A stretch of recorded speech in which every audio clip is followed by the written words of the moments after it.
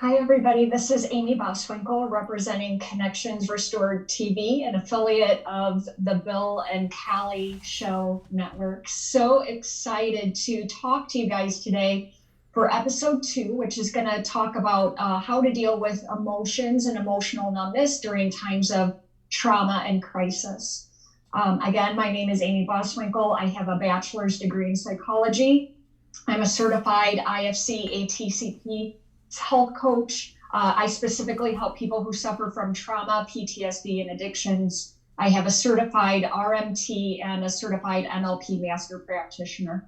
And this past week, I have really been talking to quite a number of people dealing with the emotional numbness that they're experiencing right now in their life with everything that's been going on in our world. As many of you may be experiencing this in your life or watching your loved ones or friends go through losing their jobs, not having enough money come in. Maybe even some of you are experiencing members of your immediate family or close circle of friends, close family experiencing having the COVID-19 flu right now. And I can definitely have a lot of empathy for that. And as a survivor of trauma, PTSD, and addictions myself, I can certainly understand the amount of emotional stress that those of you out there who have experienced your own amount of trauma, PTSD, and stress might be going through. Maybe everything's safe and secure and you are able to pay your bills and you have food and everybody's healthy right now. But there's a lot of information coming to us from all of the media outlets, and this is very uncertain times. And whenever we feel uncertainty going on in our life, it loads up a sense of unsafety in a certain part of our brain. And I also have a lot of empathy for this. Because I know in talking with people that it can create this space of feeling stuck, like literally emotionally stuck. Some of us might be experiencing panic attacks, anxiety, depression, extreme fear. And I know for me, and I don't know about you guys, but I know for me, when I have experienced spaces like this before in my life, what I would do is I would lay in my bed and pull all of the covers over my head, and I would just cry, and I would feel so scared and feel like there was no way out. And the other important people in my life would come in and try and have conversations with me, and it would be to no avail for them. They would be saying, why don't you try this, or why don't you go for a walk, or and I was so stuck in this space of numbness. Now, some of us might not say the word numbness. Some of us might say it's panic. Some of us might say it's fear. Some of us might say it's extreme stress. Whatever the word is, we're stuck. We're stuck. And it's because there has been something in our past history of our existence, most likely in the past 10, 15, 20 years, that we experienced that is bringing the same scenario back to where we are right now. And the brain's job and the central nervous system's job is to keep us alive. So it's going to revert back to the space and time that kept us alive and kept us safe. Now, for me, what kept me safe and what kept me alive, because the first time I experienced trauma in my life was when I was 3 years old, and I was sexually abused by a family member and told to never tell anybody or nobody would love me. Don't ever tell, Amiee, or nobody will ever love you. So I lost my voice and I shut down. So a lot of times when I'm in panic and it feels like and it is, to me in that moment, it feels like an extreme panic, I will revert back and I will shut down.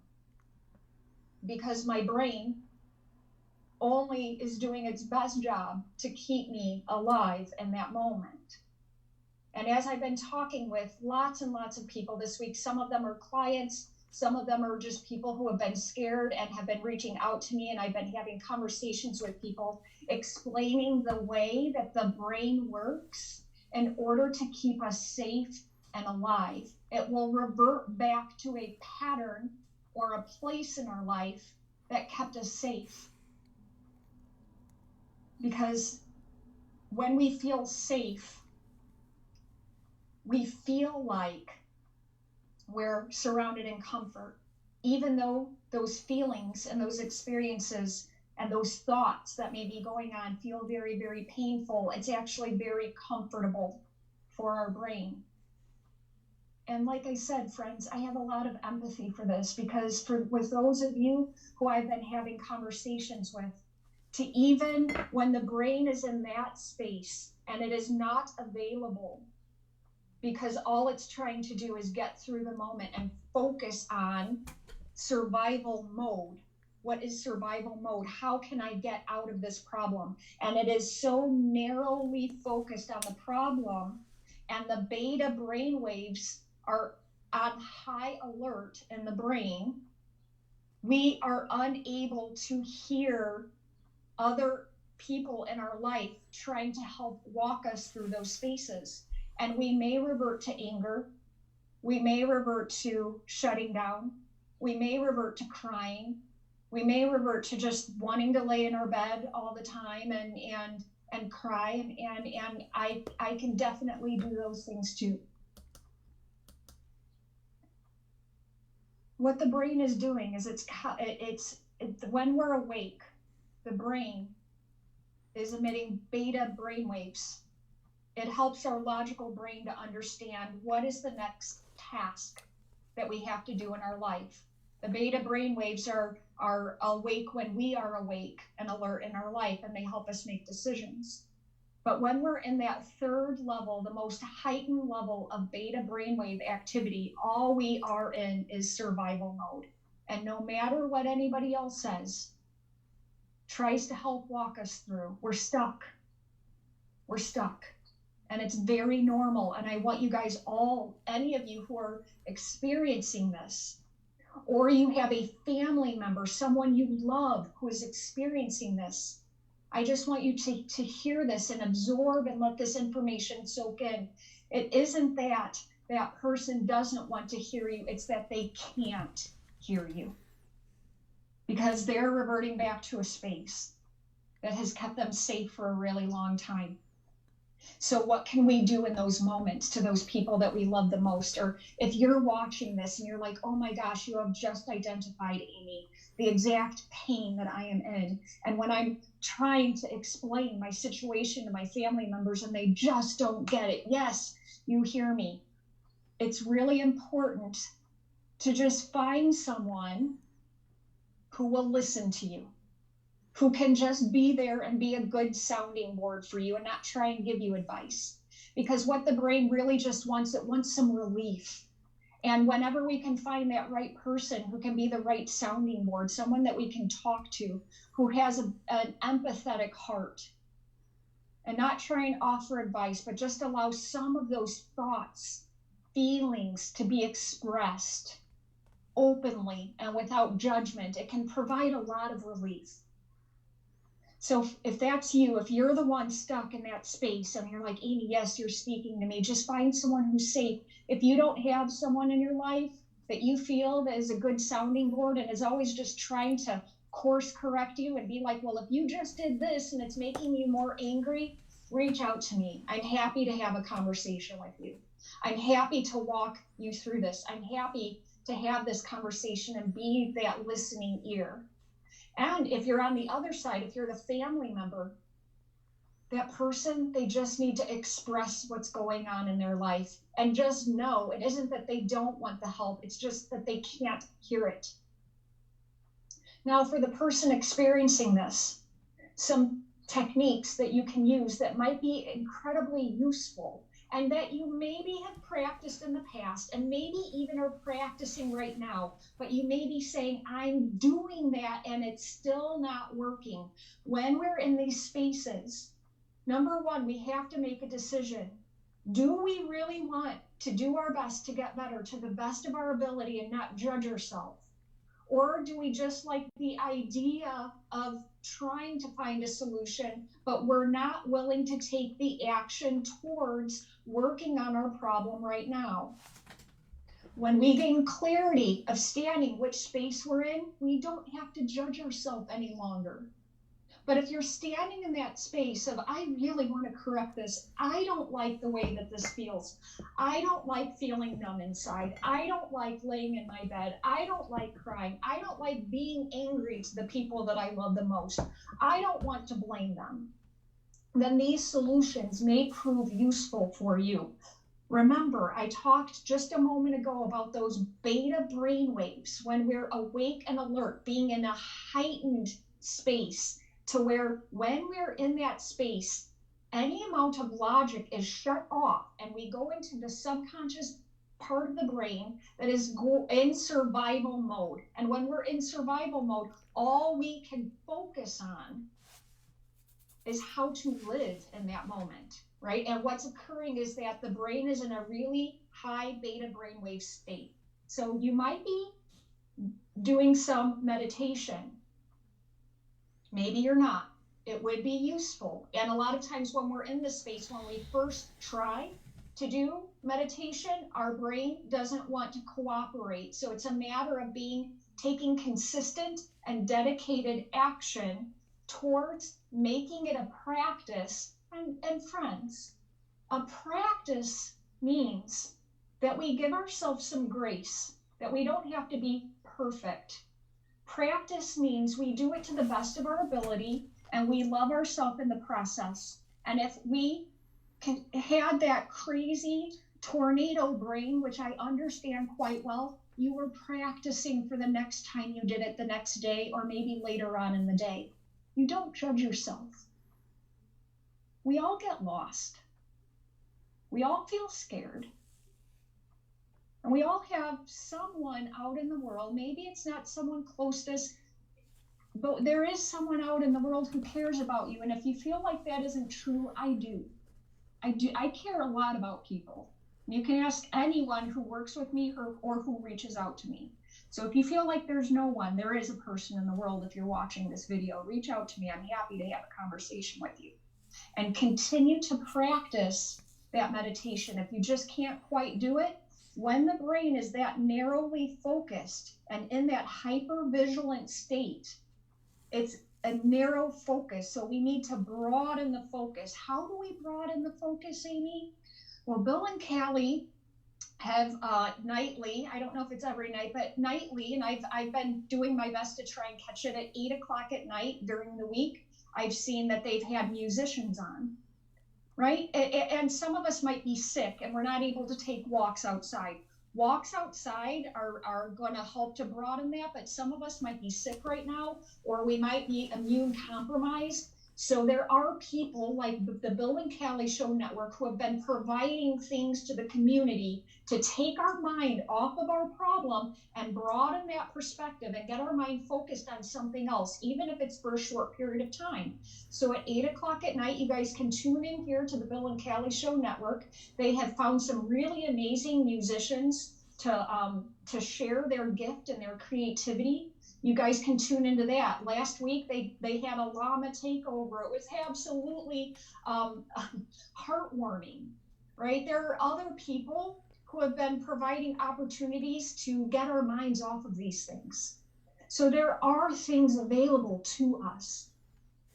And 2 other resources I want to give to you guys that have proven incredibly useful for me are 2 there's other resources like myself, someone who has a skill set in helping walk people through trauma, PTSD, and addictions, and I'm happy to provide that to you.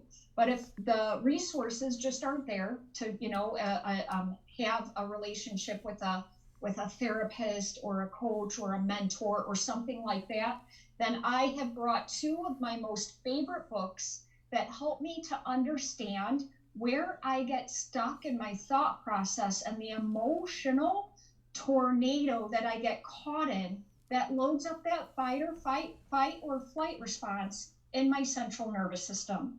One of the books is called Letting Go.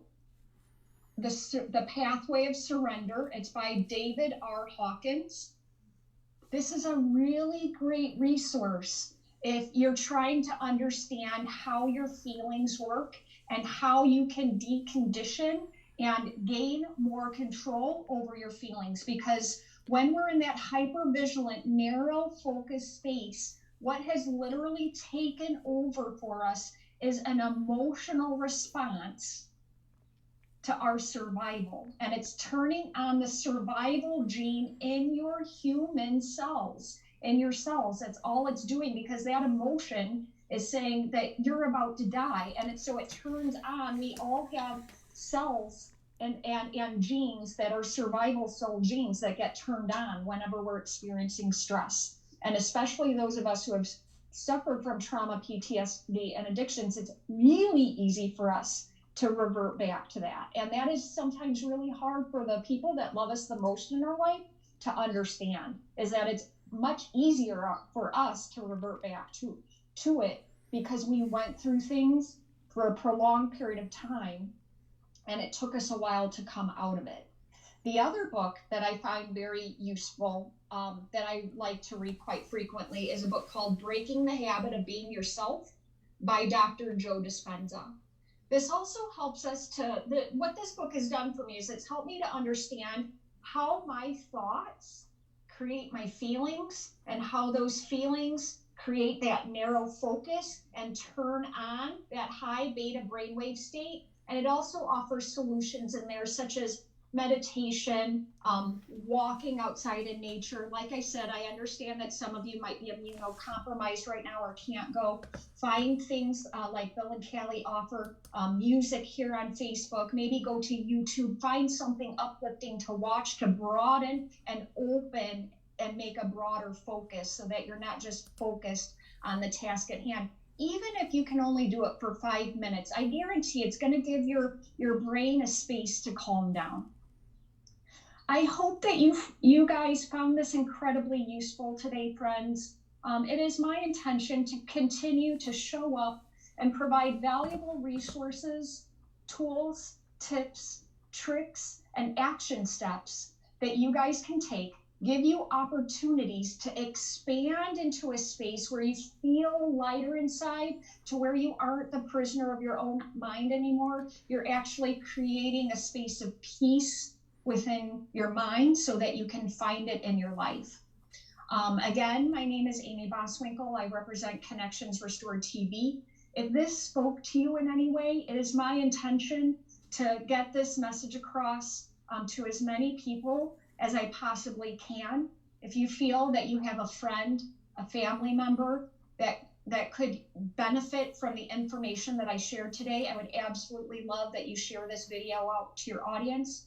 Also, please make sure that you follow and like the Bill and Callie Show Network. They offer amazing opportunities. They are always representing amazingly beautiful people in the Northwest Indiana and Porter County communities, showcasing gifts, providing tips, and providing those broad focused activities that get our mind off of our narrow focus programs, such as offering musicians on their page. So please make sure you follow the Bill and Callie Show Network.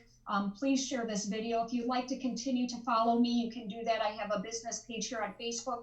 I do videos every day, either on my business page or in my private group, the Village of Connections Restored. And I'm always open to having a conversation with you. Thank you so much, friends, for your time today. I so appreciate you. And if nobody told you this today, I love you. You're important. You matter. There is someone in the world who understands what you are going through. And you're absolutely amazing. Have a great day. Thank you so much, friends. This episode of The Bill and Callie Show is brought to you by... For over 28 years, Creative Carpet and Flooring has provided not only one of the largest selections of carpet and flooring in the area, but also customer service that exceeds expectations. Featuring leading brands like Mohawk, Stanton, and Shaw, Their friendly and knowledgeable staff is there to help you choose the products that are right for you and are available to help answer any questions along the way. Once you become a client, you'll get newsletters recognizing new customers, offering contests, sales, and special thank you incentives for referrals. Creative Carpet and Flooring, with locations in Mokena, Illinois and Highland, Indiana. A family-owned business providing great products and service to families like yours.